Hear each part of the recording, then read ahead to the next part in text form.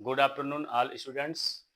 Welcome है आप लोगों का हमारे यूट्यूब चैनल डीटी फार्मेसी पर। आज ये हमारा पहला वीडियो लेक्चर है जो स्टडी के बारे में होगा, जिसमें हमारे स्टूडेंट्स डी फार्मेसी के, बैचलर इन फार्मेसी के और नर्सिंग के स्टूडेंट के बारे में रहेगा, जिसमें सब्जेक्ट हमारे human anatomy and physiology and pharmacology से रिलेटेड टॉपिक्स इसमें पढ़ाए जाएंगे। आज का हमारा जो सब्जेक्ट है वो ह्यूमन एनाटॉमी एंड फिजियोलॉजी है, जिसमें हमारे टॉपिक सेल के बारे में हम डिस्कस करेंगे। तो आइए हम लोग देखते हैं कि सेल क्या है और कैसे सेल आगे चलकर टिश्यू बनता है और टिश्यू से ऑर्गन कैसे बनते हैं, ऑर्गन से कैसे सिस्टम बनते हैं और सिस्टम से कैसे आपकी बॉडी बनती है। तो चलिए शुरू करते हैं आज का टॉपिक सेल। पहले हम लोग डिस्कस करेंगे सेल का डिफिनेशन क्या है, सेल कैसे, कई सेल मिलकर के कैसे टिश्यू बनाते हैं, फिर उसके बाद जो हमारी सेल हैं वो किसके अंतर्गत स्टडी की जाती हैं और सेल के जो मेजर पार्ट्स होते हैं उनके क्या नाम हैं। तो आइए देखते हैं हम सेल के बारे में। तो cell is the basic living structure and function unit of the body. Cell क्या है? लिविंग बॉडी का एक स्ट्रक्चर और फंक्शन यूनिट होता है, जिसमें cell are grouped together to form tissue. कई सेल ग्रुप में मिल करके क्या बनाते हैं? टिश्यू बनाते हैं। Each of which has a specialised function. और जो हमारे टिश्यू होते हैं उनके एक स्पेशलाइज, प्रत्येक टिश्यू के स्पेशलाइज्ड फंक्शन होते हैं। कुछ हम एग्जांपल के तौर पे लेते हैं टिश्यू के नाम, जैसे हमारा बोन है और ब्लड टिश्यू है। इसके बाद जैसे अभी यहाँ पे हमारा सेल, कई सेल मिलकर के टिश्यू बनाया, अब आगे आपके कई टिश्यू मिलकर के ऑर्गन बनाते हैं, कई ऑर्गन्स मिलकर के सिस्टम बनाते हैं और कई सिस्टम मिलकर के एक बॉडी की संरचना करते हैं, मतलब एक बॉडी बनाते हैं। तो अब आगे हम लोग देखते हैं कि सेल किसके अंतर्गत स्टडी की जाती है, तो वो हमारा होता है साइटोलॉजी। तो साइटोलॉजी है क्या? Cytology is the branch of science that deals with the microscopic study of cells. Cytology के अंदर हम सेल के एक माइक्रोस्कोपिक स्टडी करते हैं, जिसमें सेल का ओरिजिन, स्ट्रक्चर एंड फंक्शन के बारे में हम लोग जानते हैं।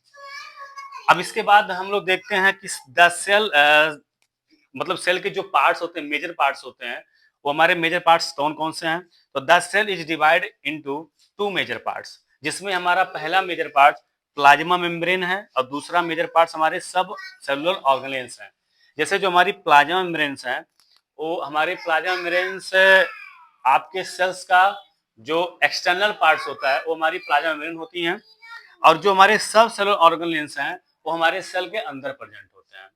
तो आगे के तो हम लोग देखते हैं कि हमारा जो सब सेलुलर ऑर्गेनेल्स हैं उनमें कौन कौन से हमारे नाम आते हैं जो सेल के अंदर प्रेजेंट होते हैं। हमारे सेल के दो मेजर पार्ट्स थे। पहला पार्ट हमारा प्लाज्मा मेम्ब्रेन था, दूसरा हमारा सब सेलुलर ऑर्गेनेल्स था। तो इसमें जो हमारे प्लाज्मा मेम्ब्रेन्स हैं वो प्रेजेंट होते हैं सेल के एक्सटर्नल पार्ट पे, जो कि सेल का एक्सटर्नल पार्ट होता है हमारा प्लाज्मा मेम्ब्रेन, और जो हमारे सब सेलुलर ऑर्गेनेल्स होते हैं वो सेल के अंदर प्रेजेंट होते हैं।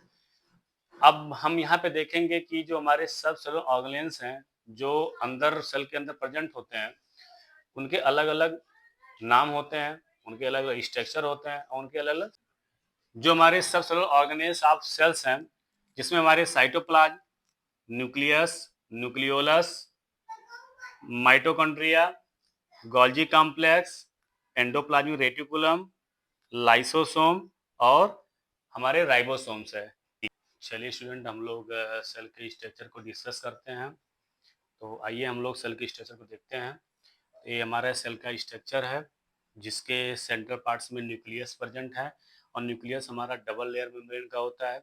इसके अंदर हमारे क्रोमैटिन और न्यूक्लियोलस प्रेजेंट हैं, जो कि हमारे न्यूक्लियस के अंदर जो उसकी मेम्ब्रेन होते हैं वहाँ पे न्यूक्लियर पोर प्रेजेंट होते हैं, जिससे जिससे आपके मॉलिक्यूल्स का ट्रांसपोर्टेशन होता है। और जो हमारा न्यूक्लियस मेम्ब्रेन है वो कंटिन्यूस एक स्ट्रक्चर एक्सटर्नल पार्ट से बनाता है, उसका नाम होता है एंडोप्लाज्मिक रेटिकुलम। एंडोप्लाज्मिक रेटिकुलम्स आपके दो टाइप्स के होते हैं, रफ और स्मूथ एंडोप्लाज्मिक रेटिकुलम्स। जो हमारे रफ वाले पार्ट हैं उसमें राइबोसोम्स उनके सरफेस पे प्रेजेंट होते हैं और यहाँ पे प्रोटीन की सिंथेसिस करते हैं, और जो हमारे स्मूथ वाले पार्ट्स हैं इसमें हमारे fatty acid, lipids and other components मौजूद होते हैं।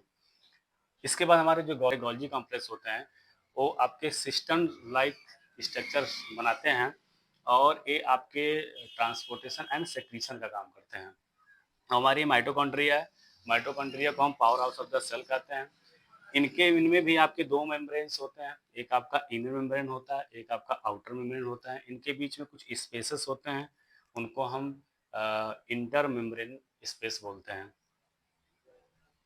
जो कि हमारे जो इनर मेम्ब्रेन है माइटोकॉन्ड्रिया का वो फोल्ड लाइक स्ट्रक्चर होता है, हम क्रिस्टी बोलते हैं, और इधर एक फ्लूइड होता है फील्ड जिसको हम मैट्रिक्स कहते हैं, और ये आपके power house of the cell कहलाते हैं जो आपके सेल्स को एनर्जी प्रोवाइड करते हैं। अभी हमारा लाइसोसोम है, लाइसोसोम ये कहीं भी अगर आपका सेल्स डैमेज हो जाता है उनको डिस्पोज करने का काम करते हैं और डाइजेस्ट करने का काम करते हैं। तो हमारे सेंट्रोसोम है, तो सेंट्रोसोम हमारे सेल्स डिवीजन के लिए काम करते हैं। इसके बाद हम लोग डिस्कस करेंगे सेल का फंक्शन क्या होता है। तो स्टूडेंट हम लोग डिस्कस करते हैं सेल के फंक्शन के बारे में।